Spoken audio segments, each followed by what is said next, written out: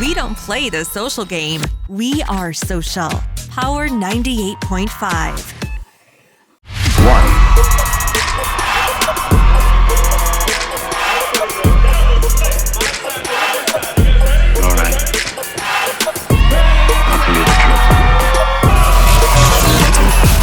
Can you hear it? Welcome. Episode 32, baby boo. Episode 32 of the Terrible Reception radio show. You're now tuned into 98.5, the illest in the galaxy. Yes, in all of the known universe and the unknown universe, black holes and such. Terrible Reception podcast. Wow, why did I sound like Kylo Ren on there? Right? That was pretty. I'll be like, listen, you gotta tell me where the Jedi are. Oh my god, that's awesome. you're clipping over there. Can I do that from now on? No, please don't. I'm sorry. Yes. So our intros have been slagging lately because we've been so excited to interview our guests the last few weeks. So hit them with it. Let's go. Welcome to the Terrible Reception radio show. Boom. And if you're listening on Apple Podcasts and Spotify, welcome. You're doing a great job. Yes, you are. Give yourself a pat on the back unless you're driving. I mean, you can do it with one hand, right? Yeah, right? Oh, shit. I bet you've done naughtier things driving, you dirty little listener, you. Dirty little dog. Yeah. I'm Look watching. at you driving, being all careful, looking in your rear view by listening to Terrible Reception. I'm talking to you. You right there. You. The one leaning over to your mans. Oh, yeah. Who's your man? Or your lady. Or your man, lady. Doing some frisky, naughty stuff. Okay. Anyway, if you're on YouTube, welcome to the fuckery. Yes. Like, subscribe, leave a comment, leave a thumbs up. On YouTube, right? You turn on that bell notification on YouTube so you can get notifications every time we drop a video of some kind on our channel. Or I'll destroy you and take your whole family and burn them alive. Jeez, that sounds like Sean Connery. Do you like apricots? Because I love apricots. What the fuck is going on? That's my new voice, though. Like, I can go into this character. It's crazy. Please don't. It's going to hurt everybody's Be ears. like, Jay, hey, listen to me. No, it sounds like Morgan Freeman. Switching characters now. I like it. Apple Podcasts, leave a rating, leave a review, because we still look good, whether you leave it or not. I don't know where I was going with that, but please leave one of those, please, so it bumps us up in the ratings or whatever, so more people can find this stupid podcast that we have. Every time you say like bumps us in the ratings, I think about Mario like jumping under one of the like boxes and it's like ding! Or one of the jumping on one of the turtles, killing them, and then just jumping over. That's how I feel about people in life. Yeah. So Apple Podcasts. Apple Podcasts. We got Spotify too. Spotify listenership. What's up? Just follow us. Spotify is nice and simple. Just follow. And I'm not completely sure if you get like a notification on Spotify when we drop an episode or not, but I hope you do. Yeah. If not, just tune in every Tuesday. We've been pretty good at it for the last month and a half or so. Dropping every Tuesday. I've been really appreciating the guests we've been having. Yes. I've been appreciating the discussions we've been having. Mm-hmm. So I hope you guys out there have been enjoying what we've been dishing out. Yeah. And, God. and apologies if the chemistry is not all the way there yet, because the first few episodes we were a little off as far as, bouncing off each other, because we finally figured ourselves out as far as balancing out, so we're not, our listeners, whoever's listening for one or the other, doesn't get too bored listening to one or the other. You know what I'm saying? Jay and I are like this very flamboyant tightrope duo that's like, listen, Luis, if you flip me in the air, I will hit the trampoline and come right back. Once he said that, the first thing I thought was Dick Grayson. Oh my God. Robin. That's how his family died. Yeah. So let's not fall off this tightrope, bro. I wish I could have lied to you straight to your face and your eyes and be like, that's how my family died. Oh my God. Your mom's right there. I know. Sorry. Let me see. Where were we? Oh, I was saying apologies if it was too heavy on one side or the other. We were still trying to figure out the dynamic as far as asking questions, trying to make it flow as a good conversation as possible. Yeah. Like I said, we just figured each other out, so it's interesting bringing in a different group of people. Yeah. We've been just trying to do one after the first one.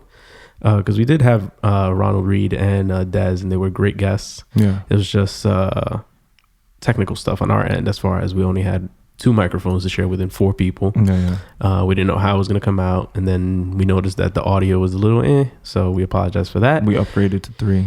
Yeah, so now we have 3 microphones, and we're going to keep it to 1 special guest whenever we have a guest on set. So yeah, so that's what we've been doing the last few weeks. Thank you guys. I hope you enjoyed it. If not, please bear with us as we try to figure this thing out. But we got this. I've been getting good feedback, great feedback actually, for the guests that we've had so far. Awesome. Shout out to, let's go down the line, Skit, B-Hawk, Reed, and Dez. I think that's it for now, right? Yeah. We have a special guest coming on the 12th. We have A Natural. Yes, we do. Artist A Natural, singer, songwriter, producer, A Natural. So you guys should tune in. That just sounds like a graveyard full of ghosts. Yeah, I was gonna say somebody's like breathing hot air on you. That's exactly what it was. Shout out to the coronavirus. Oh my God. Speaking of, like literally like everybody's telling me that they go to CVS and like they're sold out of hand sanitizer. They're sold out of everything. Do you think like, don't get me started. Here's my thing, right? Please. I've been trying to figure out why these different companies would benefit from these things. Oh, you know why. Like purposely. Mm-hmm. Like let's say face masks. Okay. Through the roof. Lysol. Through the roof. Vitamins. Fabuloso. Bleach. Any kind of cleaning product or any disinfectant of any kind is like, sales are going through the roof. There's people that were like fucking planning like it was the zombie apocalypse. There was like no water at Costco the other day. Like what? You know what it is? Like, because for me it's like, one, again, the controlling everybody through fear. That's like my take on it. But at the same time, it's like everybody's scared about being quarantined because it's actually quote unquote happening, but you don't see any of this happening. So is it just like, to me, it's the media is getting out of hand with it. If you could pick one word, what do you think is the population control? Boom. Okay. Either that. Wait, the virus itself was spread because of population control, or what do you think the panic is what's benefiting from this fucking panic? My good friend, well, you know Sean Greenblatt. I'm sorry I put your government out like that, but that's how his last name is Greenblatt. Yeah, I know him as Frank Castle. Okay, so Frank Castle, right? So Sean, right? He's always tuning into the podcast. Thanks a lot. Shout out to you, sir. Yes, he put me onto the Dead Sea Scrolls. So Dead Sea Scrolls are literally like this old. It's basically the treaty of balance in the world. So they're saying it's been handed down generation to generation through royalty and whatever. And it says that the world has to be at a certain population. If not, it's unbalanced. So if it's over this population, the food will run out, everything will run out. So a lot of things, I feel like the way that first it starts with China, once it's overpopulated. 2, they were in revolt. They were having a revolution of their own for freedom of speech, everything else. I did hear about that. So that got toned down real quick once coronavirus came around. So it's like a suppression thing. And now it's just going globally because they're seeing that if it worked right there, it's going to work for everything. So to me, in the world of politics, in the world of organizations, for sure, a virus brings fear brings control. And then after that, we live in what? A market of money. So guess what? Even if travel goes down, they're going to be having a boost in sales because everybody's going to want to protect themselves. And then after that, you know, if they want to take it a whole nother step with the quarantine and controlling, now you got, again, it's crazy. It's like everything we see in movies can become a reality. Not everything, but I'm saying when this whole thing reminds me of I Am Legend. Yeah, basically. But that's what I'm saying. I feel like movies, one is probably from producers that have a lot of insight on shit. How wild would it be if everybody on the world got wiped out by the coronavirus? We all turn into zombies. and Will Smith was the only one that survived. Then I'd be like, you knew what you were up to.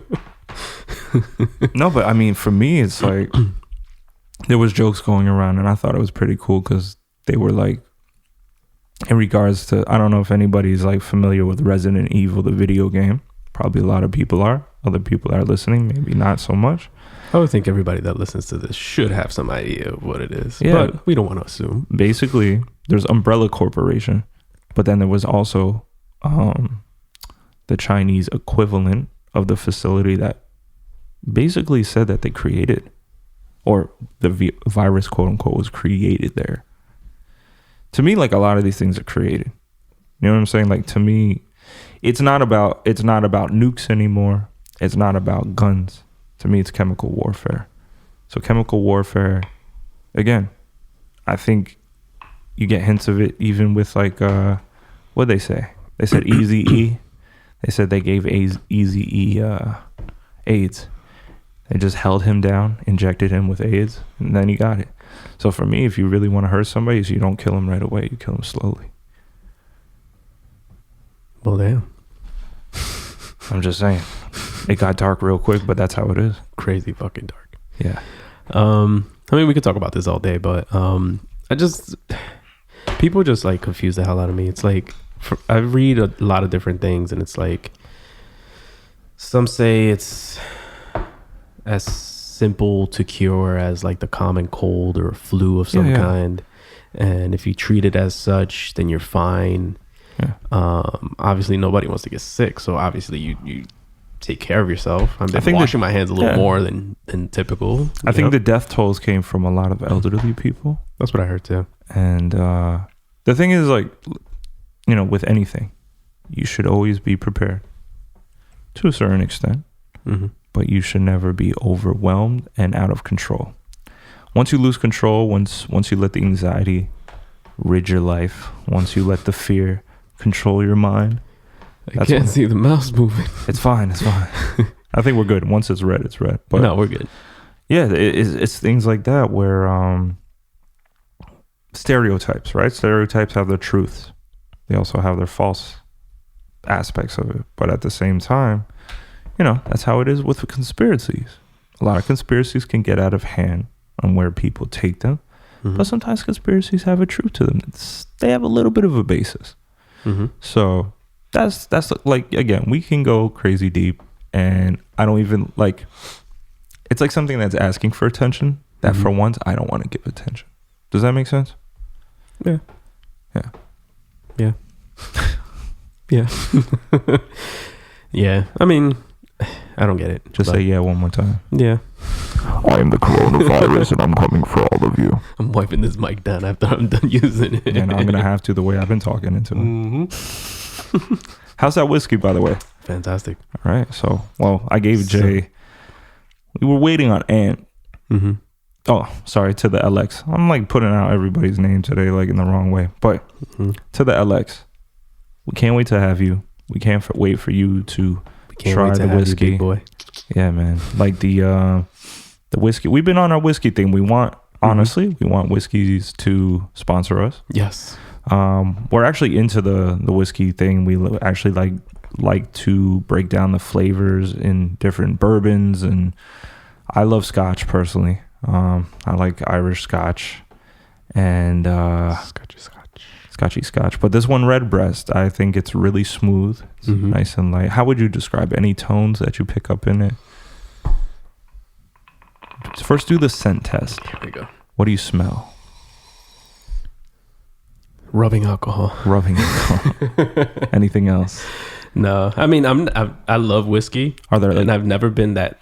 I'm still trying to get the hang of things, and you know, I can't smell shit like fucking Wolverine over here. And like, to me, like I said, I'm more of tastes. Yeah. Well, what do you taste? Anything comes out? Whether it's a wood, is it a nutty flavor, a little caramel, a little wood. Okay. That's predominantly what I taste. Okay. A little woodsy. I'm not a big fan of woodsy, but this is pretty good actually. Yeah. It's a good balance of like what we usually, because Maker's Mark is not woodsy at all. No, it's very smooth. Alex put me on a lot of like these remember like he put us on to Old Granddad. Mm-hmm. This one's like 114 in the alcohol content, but it also has like all these crazy tones in it. Was that the pirate bottle looking one we had last time? No, or the no, one no, before no, that? no. The one before that. Oh, okay. He also put me on. That one's pretty good too. That one's more woodsy than this one. Yeah. I gifted him one called American Eagle, and it had like these. It reminded me of like, I think this is the one that we were discussing, but it reminded me of my grandma's like pantry. She had like a lot of like almond extracts, and I felt like it had that stuff in it. It seemed like very festive, like fall. So I think that's what's interesting with the American bourbons and stuff. You pick up those tones a little bit more smoky. One that we had like these banana tones in it, and we weren't really fans of it. I mean, I know you were. Yeah. I mean, but the same thing for him. He was like, I'm not feeling this at all. Yeah. So I it's mean, interesting. whiskeys I don't think should have any hint of banana of anything. It was weird. It was like it had this banana thing going on, and none of us liked it. But we tried American Eagle. I think I just mentioned that we had My favorite so far has been this one, the one we had last time. I forget the name what it was. Akiro. The Japanese one. Yeah, the Japanese one. Everybody across the board loved the Japanese whiskey. I'm gonna look it up, but I was talking about the one we had at LX Studio. If any of you guys are like whiskeys or bourbons, or if you guys want to make any recommendations, for now we're just trying to put people onto different ones that we try or put ourselves onto them, but we definitely enjoy them. Again, which one is it? It's not Suntory, right? no. Suntory it's good. It's pretty smooth, but it's a little more smoky. Didn't realize Japan had this many whiskeys and scotches. Yeah. Jesus. The Japanese got introduced to whiskey again from like the Scotch level. So a lot of the Irishmen. Let's try all the Japanese ones. Okay. Well, the thing is, they get more expensive and they get more smoky. But let's go into smokies. Like maybe like we'll find one that's decent. You know what I'm saying? I can't find the one that we had. It's not Hibiki, right? No. Hibiki's good though. It starts with an A. Akiro. Or I think it was like a S. Or O, I mean. No. Fuck. Whatever. We'll find it. But, yeah, I think that comes with age, though, because I never was like a guy that would drink something straight up. And I think as keto came around. See, some people like I had this discussion the other day. I was like, it wasn't keto that did it for me. It was that I never liked sweet drinks. And I came across this and I loved it. Like in the club, I'd buy one and like I get like nice, you know, through that's like, the thing. You pay a little more, but it gets you nicer, like quicker. And something about whiskey, and also watching the documentary, everybody was like across the board with this, where it's kind of like celebratory. It's like the champagne of hard liquor. There's something about it that, you know, either your granddad shared it with you on a man-to-man basis, or it was just something that was brought down to you has a masculine essence to it, but it also has like a very like cheerful and about to have a good time type of vibe. I could feel that. Yeah, I think whiskeys kind of remind me of just that, celebrations or holidays. Yeah. I don't know what it is about it, but maybe because it's associated with celebrations. It has a nostalgia to it. It has like a nice thing, and like I feel like anytime that we've had whiskey, one, it was a nice conversation. Two, it was a great time. Like I don't remember any bad times. I could say one in my life, but you know, it's kind of like weed. I feel like you got to have good energy around you when you're like going into a bottle. But let's have all of our listeners catch up on what we've been doing recently. Yeah. That's basically what we were going to talk about today, because we didn't really have like many topics to talk about. I have a couple that we may touch on before the episode's over, but we've been so busy lately that we wanted to just make everybody, I guess, catch everybody up. Because one thing that kind of bugs me is that when people see us promoting one particular thing, they forget that we do this other stuff. You know what I mean? So it's like we'll promote the music, and then we'll do the photography, and then people forget that we do music. And they're like, oh my God, photography, yes. Yeah. So it's like, it's tough juggling all these things at once, but it's like the best way to explain it to everybody is like, music is the main love. We love music. We go off and cheat with photography and stuff because that pays the bills, but we always come back home to music. You know what I mean? That's right. So, do you think there's a difference between being a master and none and a Renaissance man? What would you say a Renaissance man is? I don't know. I feel like a Renaissance man, I would like to consider us more like Renaissance men in the sense that we do things and we almost seem like we do it almost at mastery or pro level in each one that we take on, versus like the master of none, like for sure they can do it, but it's always, I would say, like okay or average on scale. I don't know, like, because I always heard the two terms and I'm like, is there a difference? Definition wise, Renaissance man is a person with many talents or areas of knowledge. Okay. And Master of None is a very dope TV show on Netflix, which you should watch. Okay. Whenever you get a chance. Master of None. I think they're both very similar, but I think Master of None kind of has a negative connotation to it. Yeah, if you're a jack of all trades, that sounds a lot better. Yeah. And yeah, I don't think you can be a master at anything creative. No, I don't. I think mastery, and I've said it and I expressed it before, is that mastery has an end. Right. When you master something, there's no more knowledge to be obtained. Right. And I think that you don't want to be the master of anything. You know what I'm saying? Even if it sounds good, even the master. Yeah. But if you're a Jedi master, even Jedi master, like they're always on a spiritual, like, you know, journey. Like I felt like even if you're Yoda, he's still probably like learning. How about the Kung Fu master? The Kung Fu master is kind of like, okay, but like he's still like, it doesn't matter how many times you made the same thing. Like you could make a chocolate cake 50 billion times in your life, but you're always trying to perfect it. So you can't really be the master of it because there's too many variables. It's like a never ending sequence. You know what I'm saying? Like even if you think you mastered the cake, like somewhere within that whole, and all that's subjective, right? It's very subjective. You think so? Yeah, because it's subjective as art. Because a lot of people would say LeBron James is the master of basketball at the moment, right? Yeah, but others would say Kevin Durant is. Yeah, or Michael Jordan. Well, that was a little further back, but Michael Jordan's the master of basketball. He's not. But then there's kids that don't even know who Michael Jordan was or is, or they know who he is, but never seen his mastery at work. Also, the context of professional. Just because you're professional doesn't put you at a higher stature either of talent, of like, just because you're professional, like a lot of people could be professional, you know? If you stay within the guidelines and make somebody feel comfortable and you get the job done, you're professional. You know what I'm saying? Anybody can easily become a professional, but I wouldn't say a master. How about Leon the Professional? Leon the Professional is a cool title, but like it just means that he's courteous when killing people. You know what I'm saying? I was really hoping that you caught that reference and that you watched that movie. Oh yeah, for sure. I know we've had conversations about it before, but I'm like, please don't fuck this up. He's one of the coolest French people I know.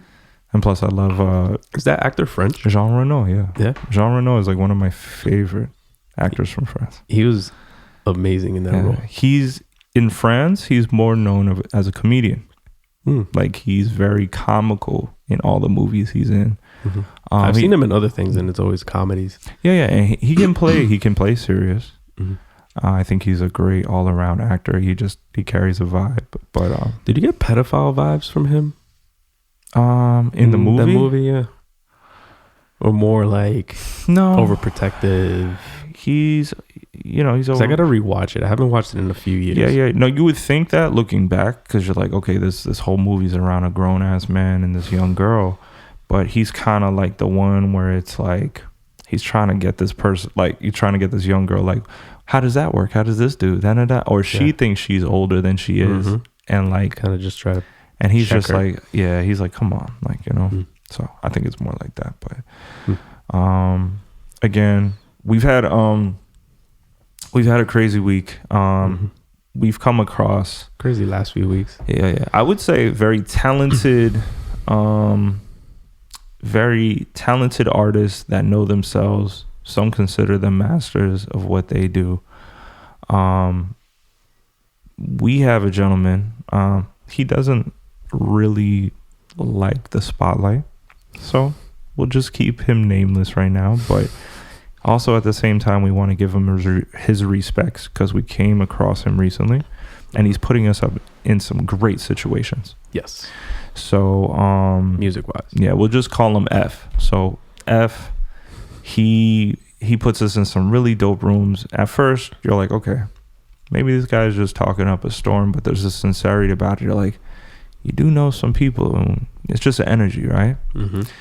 And Jay and I had a gig earlier this week where we were shooting for a burger place. Let's give him a quick little plug. Shout out to Jam Burger. Yes. Shout out to Frank. Mm-hmm. DJ Frank White, actually. DJ Frank White. He's got a business with a couple other homies from Patterson, Passaic area. And they actually own several businesses like clothing stores. Mm-hmm. They got Jam Burger. Mm-hmm. They got a convenience store across the street. Bodega. Bodega. They're definitely doing their thing. And they hired us to shoot for their company recently. So we started off our day like that. And then F hit us up. And he was like, yo, I need you guys to come to New York, specifically the Diamond District. Mm-hmm. I got a situation for y'all. Yeah, so, bet.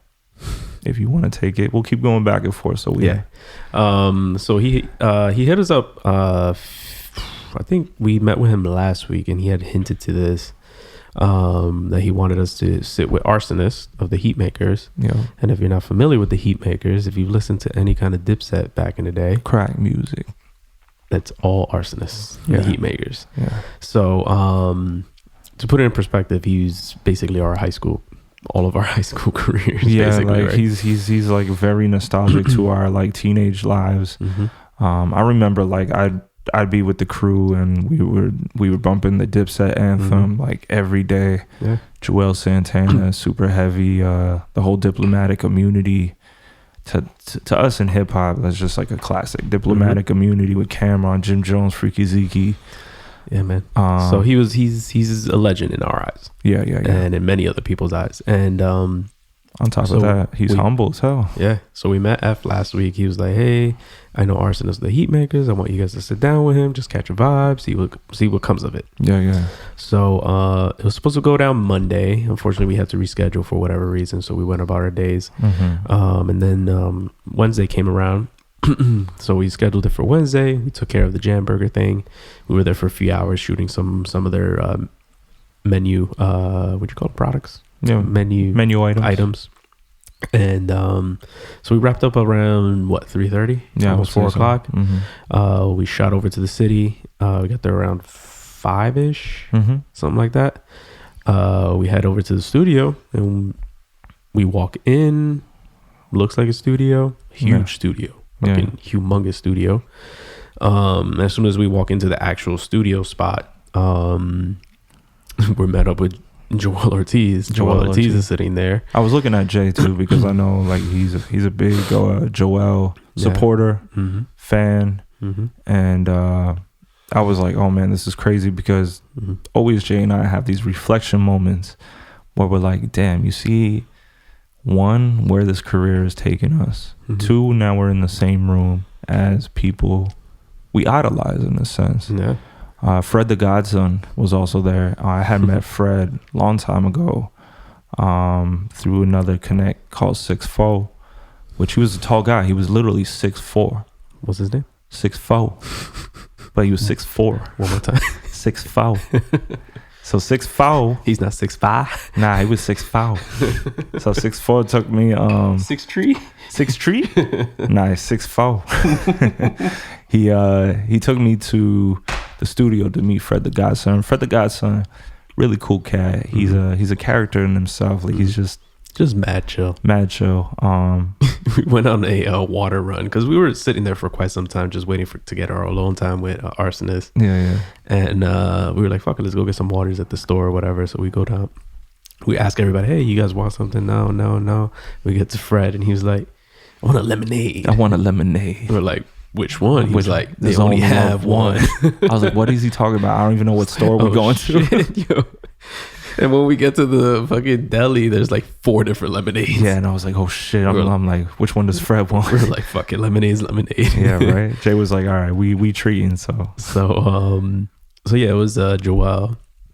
Crazy experience. Then we saw Fred, and then we finally met Rsonist. Yeah, and I've only seen Rsonist in photos. The guys were having like a discussion in this group. There was this older gentleman, we like probably like a very wise old head, and it was funny because we had just shown up, and this is how I know like the universe is working sometimes, because the older gentleman, he's like, you guys remember the clothing brand Benatton from back in the day?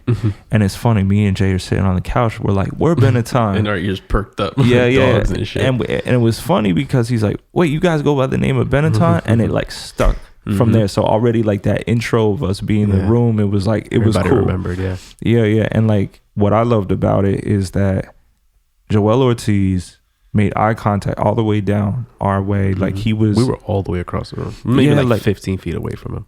Where you could end up in a situation where we've been there before, where there's guys way less talented than these guys, you know, but the ego's way higher. They want to make you seem like you're the lowest of the low. Yeah. Where everybody in this room respectfully was a dope soul, being, like very respectful. Everybody was involved in the conversation. As hectic as it got, everybody got their little time. Like everybody waited for somebody to speak. They would react to it.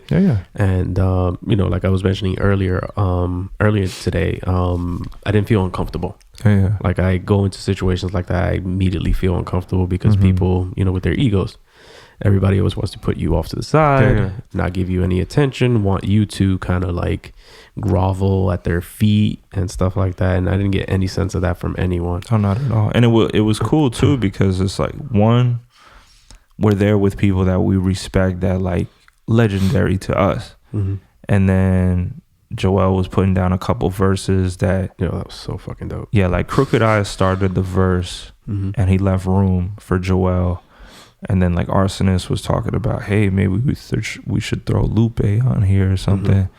And it was just such an interesting perspective of how like things get done. It's kind of simple. Sometimes in your head, like in the industry, like there's these grand things going on, these grand schemes. And it was just like, it's just kind of like how you guys probably enter the studio with your boy. It's the same vibe. That's how records are being created all around the world. But it's like these people have worked hard for their name. They've lyrically perfected parts of their craft. So, you know, for Rsonist to finally listen to our music at the end of the day, he gave us like a good hour or two where he would like after he had his boxing session. That's another thing. Like these producers are trying to stay healthy because they literally stay in the studio probably 24/7. So they're working out of the studio, they're doing their business out of the studio. And we played Elevated, one of our older tracks, just to start off the vibe. And when you had like Fred the Godson, you know, who's worked with multiple artists, like again, we're talking bars, rappers here, when they can respect the music that you're doing, even though it's not in the same lane. Don't you know? The whole time it was playing, he was like, yo, that shit fly, that shit's dope, that shit's dope. And I'm like, oh, thanks.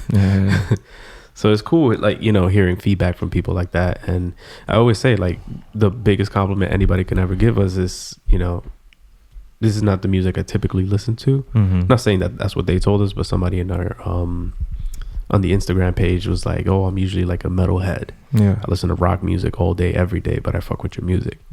And that stuff always resonates with me, and it always hits me to the point where it's like, we make this music because we love it, and we hope that people gravitate towards it because it's literally blood, sweat, and tears, our heart, our souls into these lyrics, into these beats, into these pieces of work that we put together. And then when somebody's like, oh, I usually don't fuck with this kind of music, but this shit is dope, it's just like, damn, that's I know. Fly. And then Rsonist, he had his constructive criticisms, and it was nice because he asked us, are you guys open to it?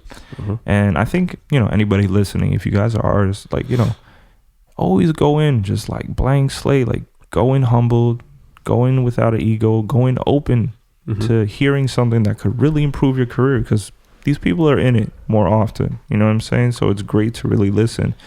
And the constructive criticism he had, like, really wasn't even about the music. It was more on like the presentation. And what really stuck with me is that he's like, how would you guys describe your music? And Jay came in and he said, I would say like alternative hip hop. That's the title we've been using. And he's like, that's really interesting. And then I asked him, I said, like, what type of nostalgia does our music give you? Like, where is it taking you? And he said, literally the end of the 70s, where soul was meeting disco. Yeah. And that really hit me. And I was like, that is fly. That's perfect.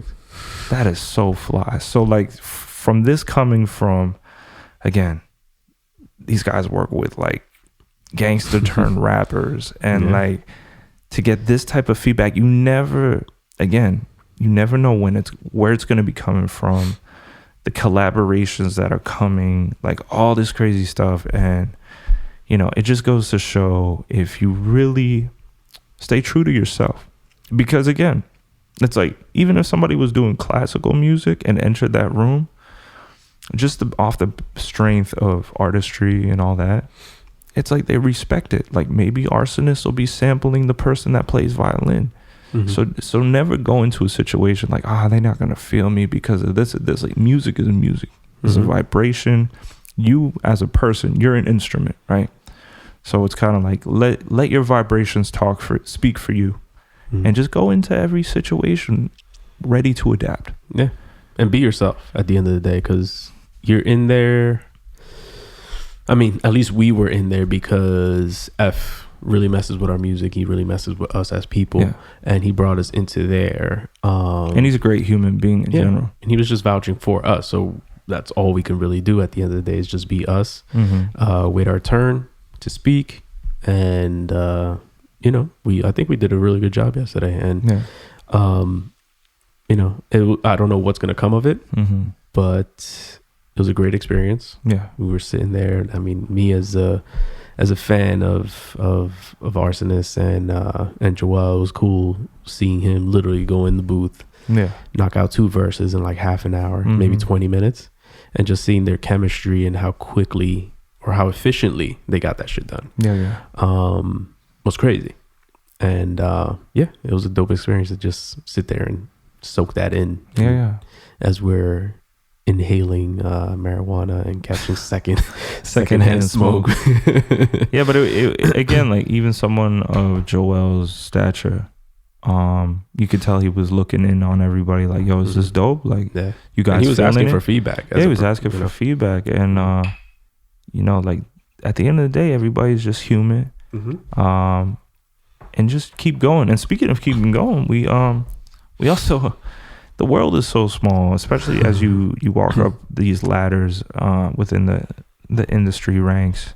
And there was a good friend of ours from back in the day. He goes by the name of Blue, and he's saying that he's trying to rebrand himself. So I'm not even gonna bring up his old blog, but he was one of the first guys to give us a write-up as a 3-man group as Benatton. And to see him in the room and still pushing hard for his dream as well, where we haven't seen each other for God knows how long. It should be 8 years or something like that. Yeah, that's crazy. I think when was the last time we saw him? I saw him, for me it was a little less, because I was going to say you saw him maybe like 5 years ago. Yeah, because I was at Fashion Week. But it's one of those things too, like I always tell people, never doubt the next man. You know what I'm saying? Have foresight for the people that are around you. Even if you don't really mess with their music or you don't mess with whatever they're doing, but you can recognize they're good at what they do. You never know. Like, I really feel like if you're both great at what you do, you're going to end up in the same room again. Yeah. And that's exactly what's been proven to us. Such a small world. Yeah, man. Time after time after time. So it was great seeing him. It kind of vouched for us too, because he's like, oh, I know these guys. Like they've been rocking for a minute. And you know, for the other people that really take their craft serious and have made careers out of it, to them that's already a check. Yeah, it was crazy because everybody was having conversations. And he kind of just like walks into the room. He kind of like floats into the room, right? And he's a very well dressed guy. He had like a suit with, he had the Heatmakerz hat on. He had the Heatmakerz hat on. And I'm like, who is this guy? Yeah. And I'm looking at him like, he's dressed pretty fly. Like everybody else is like sweats, t-shirts and snapbacks and like shit like that, and just dressed comfortably. And he's in a suit, tie, dress shirt with a Heatmakerz hat on. And I'm looking at this dude and I'm like, yo, why does he look so fucking familiar? Did we like bump into him at like a showcase or something? And then he comes up to us when he had the opportunity to come across the studio. And he was like, hey guys, what's up? And I'm looking at him like, hey, it's really nice to meet you. And he goes, and then you immediately told him, yo, it's blue. I was like, blue. Oh, fuck. And he was wearing blue. Yeah. The crazy thing is that I only met him, I think, one time. In person. So, I mean, for me, like, even I couldn't recognize because the way the light was in the studio, he had his hat low. So it was kind of like a Jay-Z moment where the brim was making a shadow over his eyes and like his nose. So I couldn't even tell really who it was. But there was an energy in the room. I was like, why do I keep looking at this dude? Yeah, same. So I guess we were both on the same page. But yeah, shout out to Blue, man. He was one of the first legit blog posts we have ever gotten done. Yeah. No, and he well, like, the first one to ever do a blog post for us. And his was like very clean, very clean website, very in-depth. Like he did his research on whoever he was, posting about. And yeah, man, just shout out to him. Because after him, like we've bumped into so many blogs where they'll ask us questions and emails, and what they'll do is they'll literally just copy and paste the answers we give them. Yeah, and it's just like nobody's working anymore. Right? What's the point of this blog? You're not getting a different perspective from somebody really listening to your music, and I think that's what sells in a sense. So speaking of Blue. Mr. F as well put us on this really dope card recently, and it says, hello, my name is Blue. And if you guys can see right here, put it in front of mine. Hopefully it's in focus, or I can boom you want to put that in your camera real quick. So anyway, it's this card. Talk about it and I'll do this. There's this card, right? They're not sponsoring us, but hey, we love this shit right here, guys. Shit. Because what's his name? Jose. Right? Jose created this. We got one. Hello, Latinos, stand up. Yeah, right. Hello, my name is Blue card. Yeah. So you can order this, right? Maybe we'll even put like a link in. Let me see if I could do it. So basically, basically, what happens is you have a card on you the size of a credit card. It fits in your wallet, and you swipe it over somebody's phone, right? You kind of just place it on the back of the phone. You just place it on the back of the phone, and all your information on every social media platform that's very important comes up. Yep. It gives you a brief bio about yourself and everything. So this is Richard's. Yes. He ordered one without notifying me, so I don't have one yet. Nah, I had to jump the gun. So this is his. I don't know if you can see it in the camera. Basically, once you scan it, you get a little notification up top. You click the notification. This little site pops up. And all your information, your contact information, everything is you here. can be added into someone's phone with one touch. It's very organized, and it has SoundCloud, both of our websites on it. It has everything from Apple Music to Spotify. So when I'm talking about efficiency, instead of always putting your info in somebody's phone, hoping that they'll follow you once they leave the club or anything else, this is the future, and it's simple. Yeah. It's so simple. So one, it saves you money on buying business cards every other, 6 months or so. Two, it's always in your pocket. So you don't have to run to the car and be like, oh, well, let me get you my business card real quick. Here it is. Three, they don't have to lose your business card. So you're not wasting money on business cards that people are going to eventually lose because it's always going to be in your pocket or in their phone. You got the email, phone, you could put your address, everything. Everything. Like, for example, you have Instagram, Twitter, Facebook, Venmo, in case you want to pay him, YouTube, Pinterest, WhatsApp, Apple Music, Spotify, PayPal, SoundCloud, website. I don't know what this link is. Phone. The and link. email. I made the link. Is this your porn? Because you can do websites. So I made my first Ah. website, One Eye Photography, and then the next link is our Benatton music. Boom. Because we already get some of the music already promoted. Yeah. So I see. But it's So- everything. So artists, any creative or anybody that needs business cards, If you're networking, period. buy Blue Smart Card. Yes. Tell them we sent you. Tell them to give us one for free or something, because I don't have one yet. Well, We'll shout them out. since I bought one, I get 15% off my next purchase. So boom. So we'll shout them out. Maybe we'll throw something on Instagram so they can see that we're huge fans of what they're doing. Oh yeah. They have a crowdfunded campaign at the moment. So if you can support them in somehow, some way, please do so, because we are so behind this project. It's clean. It's efficient. It's smart as And fuck. it's smart. There's not a lot of things that we go wild for, but the simplicity in what this presented itself, and again, shout out to F.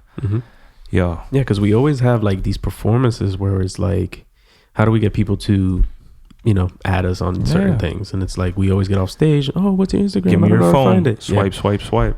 Yo, give me your phone. Stand in line. Here's your phone. Give me your phone. Swipe. Boom. Swipe. Add us. Boom. So And it's a dope. cooler way to present it, because then you have your little profile picture, a little It's a bio. conversation starter. Number conversation one. Number starter. two, it'll stick in your head next time somebody sees you. Those the guys with the.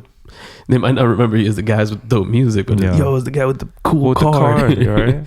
So And I love that it says, "Hello, my name is Blue," because I'm Blue Eye Benatton on and I Instagram. am not. So yeah, man. So we found that out last week, and we're like going fucking bonkers over it.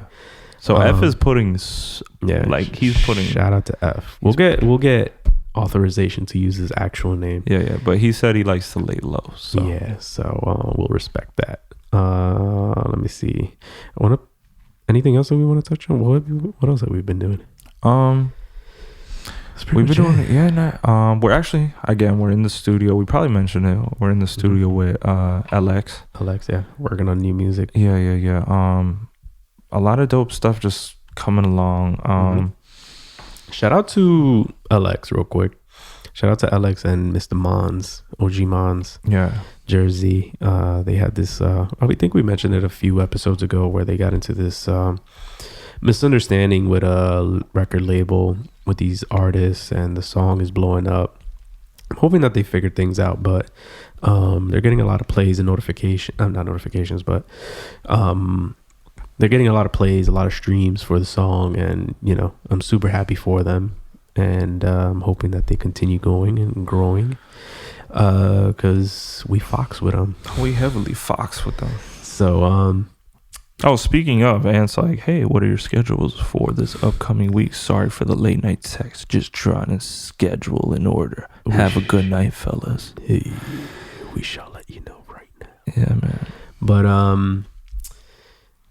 let me see. We're trying to keep this episode short because we tired. Yeah. It's been a crazy day today. It's We're been- gonna call this episode "We Tired." Let me see where we're at. We're at 48 minutes, so maybe we could do it like another 10-15 minutes and we could wrap up.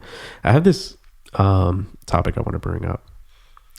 It's brought to you by a comedian by the name of Andrew Schultz. It's a guy that I actually really admire, because I've been getting a lot of my podcast tips and tricks from him and his podcast. And he put out this video the other day, and I want to get your thoughts on it because it's so true in my case. I don't know if you saw it. I posted it on my Instagram yesterday about Latin shooters and why they never exist. I was trying, for some reason, I was going to watch it, or I started watching it, but for some reason the sound didn't work. So here it is. I'll play it for you guys. You guys let me know.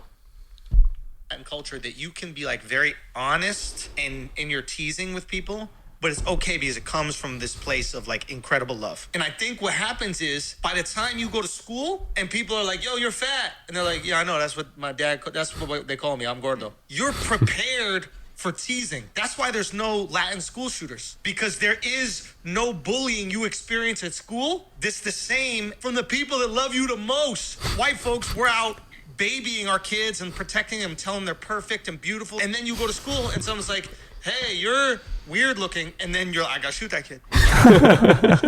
They can't handle it.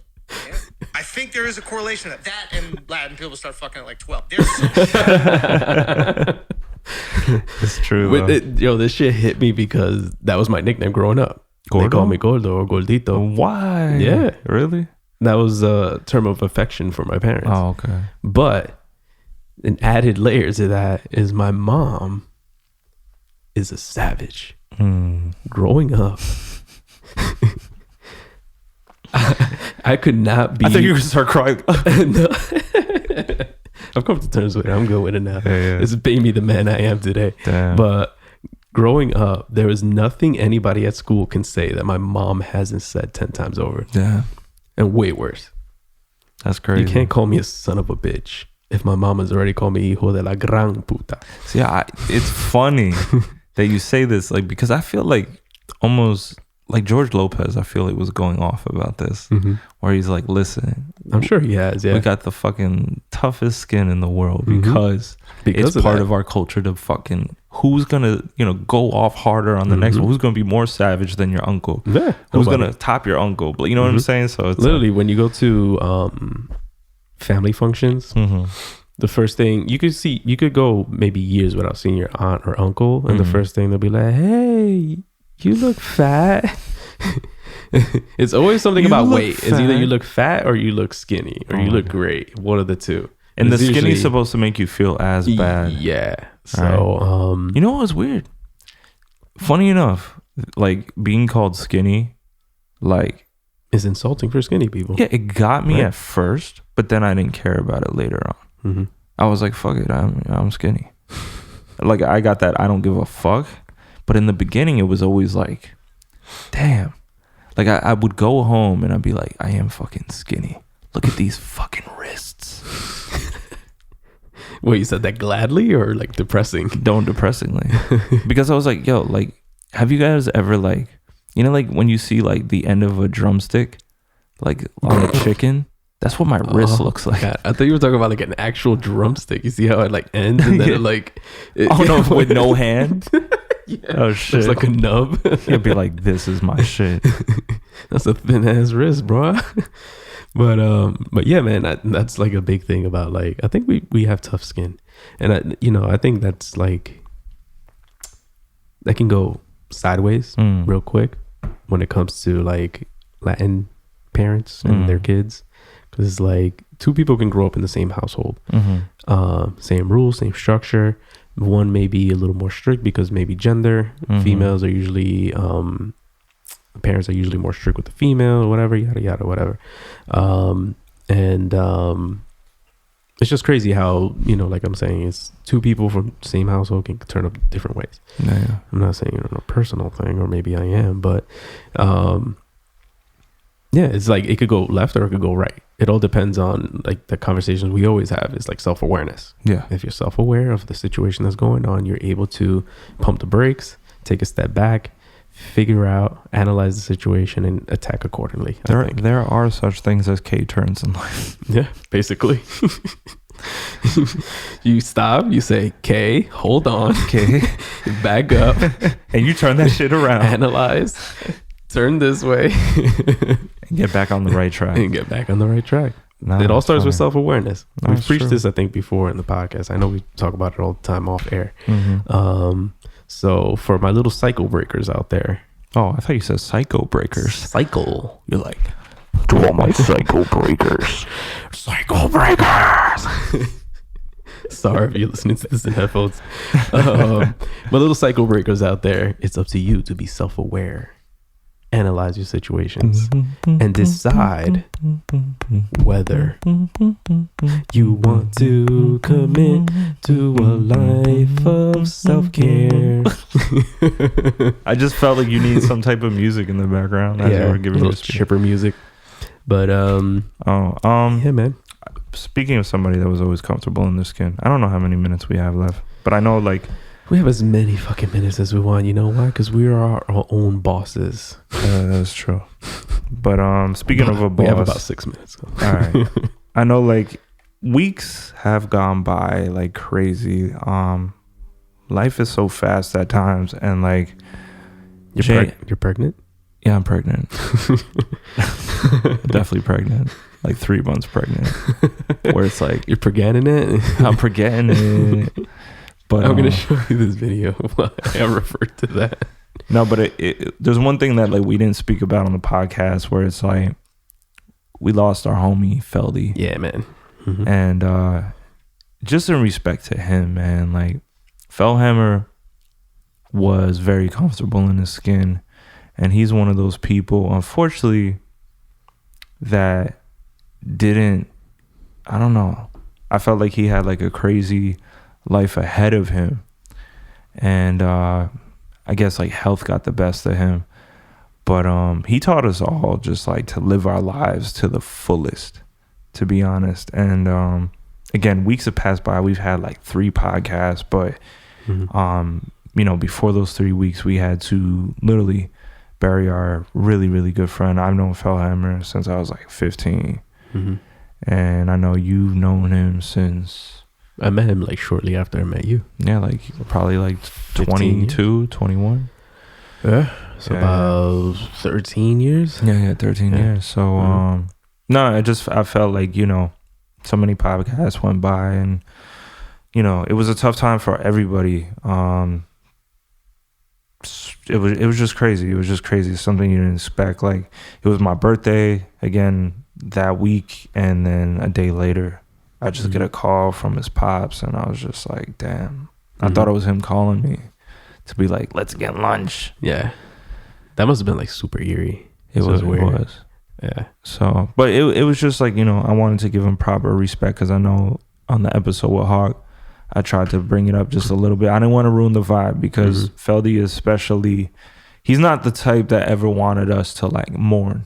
You know what I'm saying? He's the type who always had us living our lives like super bad, very celebratory. And anybody that he met or came in contact with, like, they felt that energy, you know what I'm saying? So respects to Feldhamer, forever living in power all around us. And thank you for leaving your Instagram behind, because whenever we feel upset, we go to his Instagram and watch some of his funny ass videos. Right. If you guys need some, if you guys feel in a certain type of way one day, just go follow Don Buddha. Yeah. I'm going to play one of my favorite ones. Hold on. I gotcha.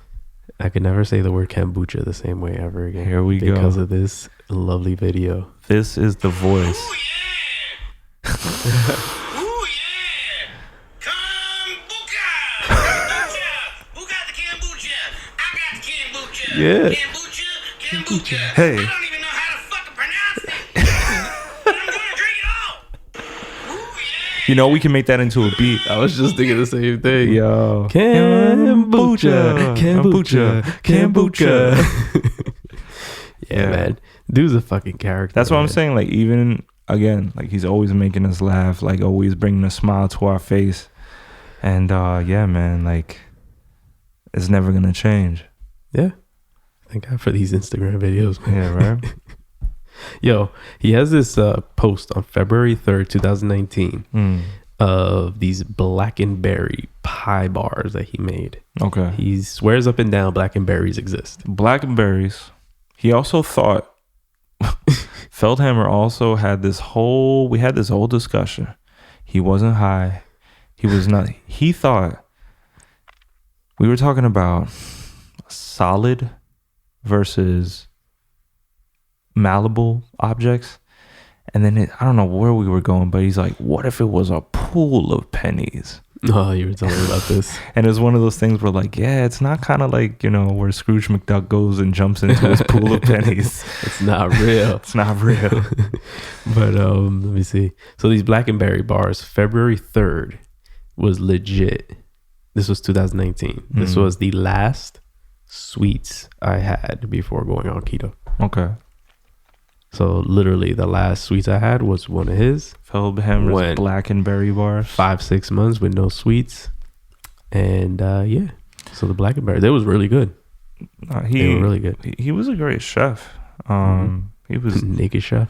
He was the naked chef, and if anybody knew Feldhamer, he would literally be naked on YouTube and or Instagram cooking naked. And his idea for the naked chef, if somebody, including us, had polished it I'm talking about professional lighting, professional cameras. This guy was onto something. Like he had so many great ideas. Like, oh man, like he was always great. He was just bound for even more greatness. He had like so many messages he leave on my phone, man. Like they're just like, here we go. Let's get that volume up going real quick. Why does, like sometimes the phone doesn't play messages back? Why is that? This is the homie though.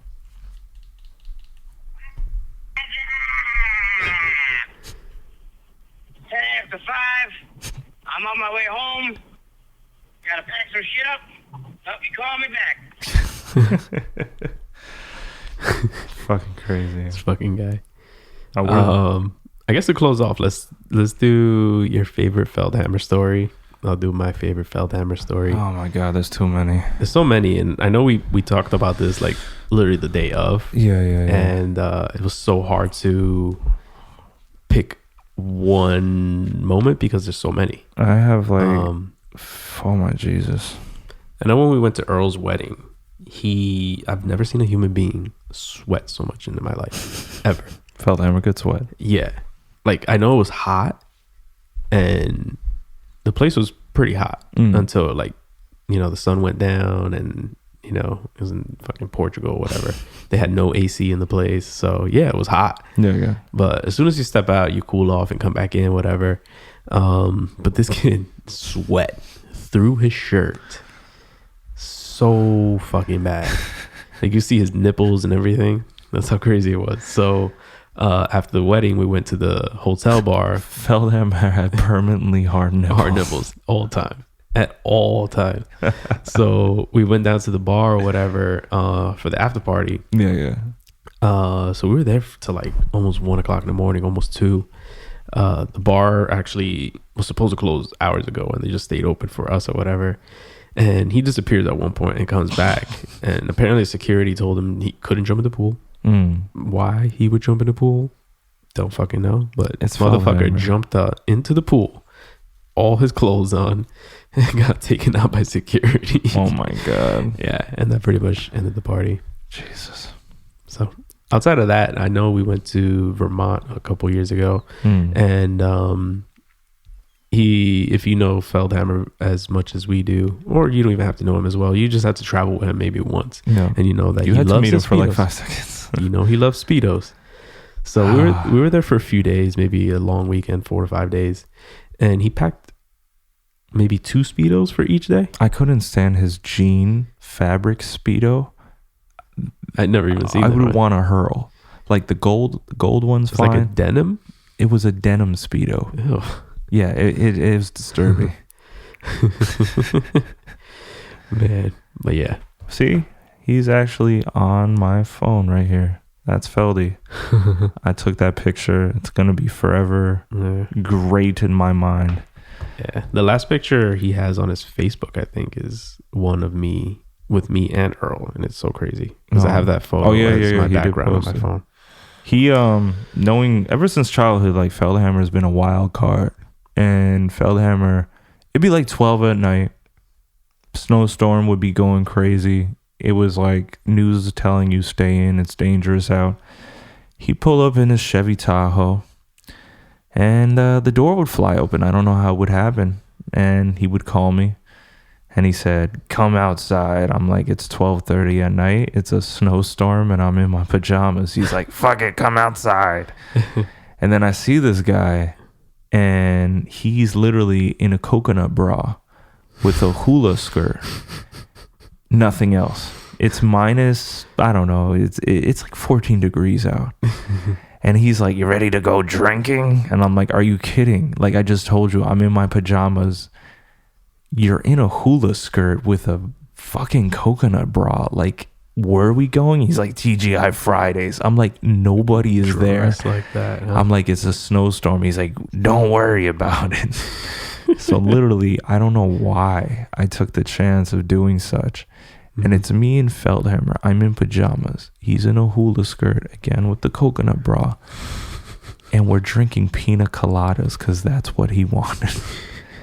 It wasn't even hard liquor. He's just trying to have a good time. And I'm just like, we got smashed. And then we just waited until they closed. And then again, horrible decisions. Did you ever have that favorite shot that he always had, the tequila with the Tabasco sauce in it? No, he tried to have me drink it one time. I told him to go fuck himself. Oh my God. No. we had some the other night in his memory, and it's disgusting. No, it's disgusting. He just does it because he knows it's so crazy. Yeah, it's like a double burn. You get the burn from the tequila, and then you get the burn from the Tabasco sauce. Like that shit hits you like literally in your sternum. Like it jumps out of your esophagus and lands on your sternum. This and is burns another your story, chest. and I'm gonna leave it off on this because this is wild. So Feldhamer, okay, everybody's had a 21st birthday, but Feldhamer went out with a bang. Okay, so Feldhamer was part of like kind of like, you know, a house. He owned a part of the house. Two other guys owned part of the house. It was the first time they got their own house. They had everybody, all their friends from all different towns come through. It was Feldhamer's 21st birthday, right? I show up with my boy G. We go downstairs. Feldhamer's a sloppy mess, right? He's got his friend Paul, key lock on the other side, I believe. Mm-hmm. They're holding him up. And I'm like, God damn, what's that smell? Oh no. It's that story. Oh, it's that story. So Feldhamer not only threw up his brains all over the floor, he slipped on his own vomit, cut his head open, and then shat his pants. Nice. The trifecta. After that, he said he was hungry, ended up eating weed brownies, and passed out. Oh my God. On his couch in his own filth. Jesus Christ. That night, Feldhamer reigned champion. In whose eyes? In all of our eyes. As the most wild, most lovable fucking guy that we could come across. Because again, he made life super bad. And we're going to miss you, but you're still with us. Mm-hmm. Love you, Feldy.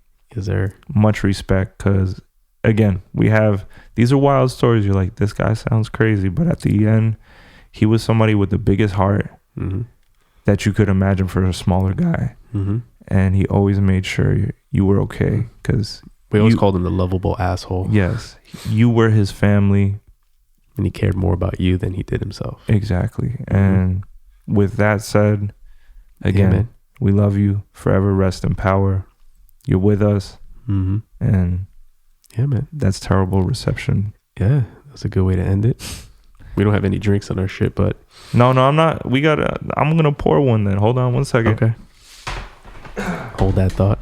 In the meantime, you guys can go over to the YouTube channel, like, subscribe, or subscribe first and then like, leave a comment, turn on that bell notification so that you get notifications every time we Redbreast we post a video, whether it's a podcast video, music video, lyric video. Head over to Apple Podcasts. Even if that's not your route of streaming service, go over there, leave a rating, leave a review. Again, that way it boosts up into the podcast ratings. And also Spotify. You go to Spotify, just follow the podcast and download the episodes. Let's see those numbers go up so we can continue doing this. And we're going to continue doing this anyway. Yes. So we're like fed up with everything, but it's a good way to end it. Yeah. So cheers, Felzy, to Daniel Feldhamer. This has been Terrible Reception Podcast, episode 32. 32. Once again, follow us on Spotify. Follow us on Apple Music. Apple Podcasts. Apple Podcasts. I was close. What else? I was like, follow us on YouTube. Give us a thumbs up. You can even dislike us and we'll take it. Yeah. You know why? Because haters also keep you alive. Hey, Rsonist dropped a gem yesterday. He was like, whether people speak negatively or positively about you, you never want to be indifferent. Because if you're indifferent, nobody's going to remember you. But if somebody talks shit about you or says something negative about you or says something positive about you, you'll still stick out. Exactly. So any publicity is good publicity. Heatmakerz. Crack music. Heatmakerz, crack music. Let's hit him with the intro and the outro. We're back. Lead is running. Take this shit. Oh God, that's good. What was Anchorman? What does he say? Scotchy Scotch. Scotch. Love me some Scotchy Scotch. Intro, outro, pow. All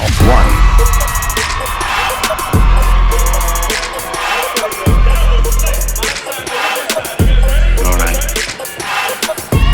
I'll tell you the truth. Can you hear it? We don't play the social game. We are social. Power 98.5.